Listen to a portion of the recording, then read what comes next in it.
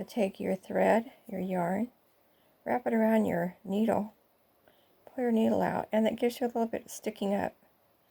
So you can thread this yarn onto the needle. When you go to stitch the piece onto your blanket, you'll try to match up the holes that you've created through the granny square. This is a granny square quilt or blanket, and if you see how I'm doing that, there's a hole here and a hole here, and you'll try to match those together. There's a hole here and a hole here, and you'll match these together as close as you can get to it. And we'll go into this one and come out on the opposite side of this one, just as if you were crocheting it, not sewing it like a piece of material.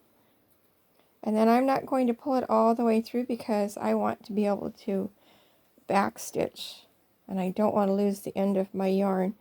Once you get close to the edge, leave a small piece, and you can take that piece and go back through it again, and that will lock your yarn in. Kind of like getting a piece of hair stuck in your yarn. You'll weave it through that way. Okay, and then we'll come back through this one. And don't pull it all the way through. Leave a small tail in there. I don't like putting knots in the yarn. I would prefer working them through, because sometimes, you might put a knot at a corner, but it leaves a hard spot there, and you don't want to do that. If you can help it, don't do that. It makes your work a little bit nicer. And then I'm going to go into this one, and I've probably gone too far on that one, but it'll be okay. And I'm going to pull it through. Don't pull it too tight. You want it loose like you had crocheted it. Okay, and then we're going to go back across this one to lock this together.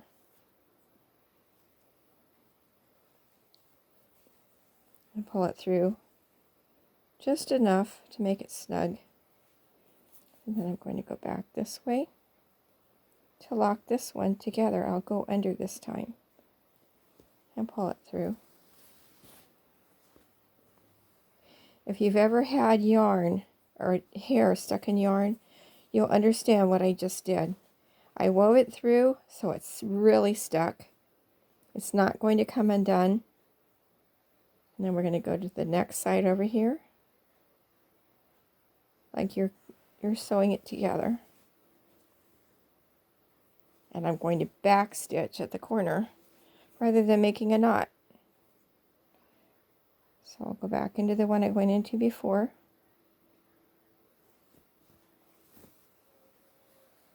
And pull it. Don't pull it too tight, then it won't bunch up. And then when I get done with this, I will use this piece to work into one of these sides here. So this will be like a piece of hair stuck in there, and it will keep it from pulling. It won't have a chance to pull. So when I come back and stitch this side, I'll work that tail into this way. So it'll either go this way or this way. I leave pieces of yarn left like that, so I make sure that the edges or the sides are woven together. I don't want to leave the possibility of it coming undone. So I'll go into that. And since I've already back stitched into the corner, I don't need to worry about it. And I'll stitch it all the way down to about the middle, and then I'll do a back stitch in the middle also. Then it's locked together fairly well. But you don't want to pull it tight. Just tight enough to make it look like it's crocheted. You want your stitching to become part of the blanket. Do you like this paper? Are you recording?